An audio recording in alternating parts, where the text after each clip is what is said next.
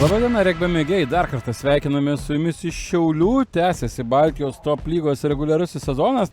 Another loss, but another game where you put your heart and you get a big respect from the spectators. This is the Miesnik you want to see every day? Yes, of course. It's hard to lose. All the games are hard, but we try as hard as we can, and I think that's why we're a good team, because we try. We have really good conditions today, but there was a lot of errors handling the ball and so on. What was the reason? I think because the game was really physical. There was hard contact and a lot of stress, I guess, from both teams. So I think that was the main reason. I didn't expect it that you will have problems in the scrums. Are there some guys missing, maybe? Yes, some of our guys are injured, and in the game also, as you saw, many of our scrum guys also got some injuries, so that was, it was a problem. Treneri, iš pažiūros geros sąlygos. Sausa, šilta, bet labai daug techninio broko. Iš Latvių galbūt daugiau, iš jūsų pusės irgi. Kokias priežastis? Tai iš abiejų pusių. Aš manau, kad mes kaip ir norėjom įeiti stipriai į tas varžybas, bet kada žaidėjai jaučiasi žymiai geresni, stipresni, greitesni visose aspektuose varžybų, tai aukoja koncentraciją.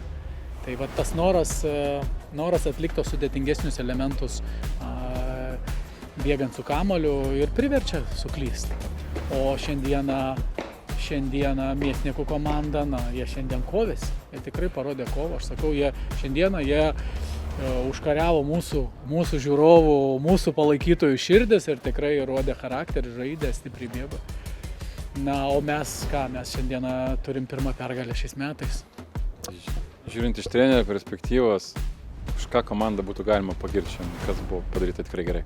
Rungtynės gan neblogai susitvarkė standarte, kelis kartus net ir persistūmė varžovus. Aute pavyko sukelti chaosą Miesnikų deriniuose, tai irgi ne kartą. Šiandien aš labiau pagirčiau iš tikrųjų grumtynių žaidėjus, nes jie daugiau gavo to tokio dominuojančio žaidimo, jie daugiau įnešė to žaidimo. O mūsų galinės linijos žaidėjai šiandieną improvizavo, žaidė atsipalaidavę, bandė kurt, bandė įsivykdyti, realizuoti tos sudėtingesnius elementus puolimo. Ne visais atvejais pavyko. Nekėlėm šiandieną jokių aukštų tikslų, kad mes čia turim laimėti 60 ar 100, nes tai mums visiškai nieko nelemia. Tai davėm ir aš sakau, aš neturiu pretenzijų nei vienai daliai, nei vienam žaidėjui komandai. Mano asmeninė nuomonė, esat komanda, kuri nusipelnė turėti tikrai daugiau taškų, negu turite šiuo metu dabar. Kaip pats vertinate tą situaciją, tą praėjusį jau reguliarų sezoną? Mes neįsivykdėm to, ko mes norėjom. Mes norėjom turėti šiais metais ilgesnį suolelį, mes norėjom turėti lygiavertį suolelį. Mes kažką tais pasidarėm taip, kaip ir planavom, kažkur tai sustrigom. Tai yra normalu, kai sakant, tu planuoji, Dievas juokias iš tavo planų.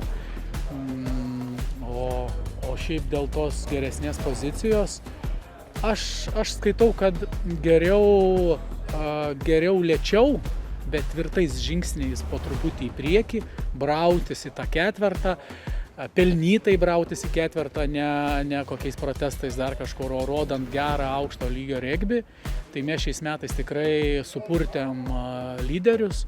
Aišku, mes pradėjom sezoną visiškai nepasiruošę, neturėjom nei draugiškų varžybų, nei galimybės pasitestuoti. Vėlai prisijungė legionieriai. Tai gavos, kad į pirmas varžybas su pačiu stipriausiu dabar esančių lygos komanda susitikom iš karto pirmose varžybose ir nesugebėjom ten taip stipriai pasipriešinti. O daugiau, sakau, kovėme su visais, netgi čia girdžiu pajokavimų po šiandienos varžybų vairo su Baltreksu, kad Šiaulių derbis buvo šiandien Šiauliai ir Baltreks. Tai, na, džiugu, kad taip tokių gerų atsiliepimų. O kas liečia tos mažus žingsnius į priekį, tai jie yra tvirti, maži, galingi ir aš tikiuosi, kad mes kitais metais būsim dar stipresni ir dar labiau nustebinsim. Užribį rungtynės uždaromos, Šiauliai laimi, ar jos nuvylė? Manau, kad ne. Taip, Šiauliai laimėjo, jie buvo favoritai.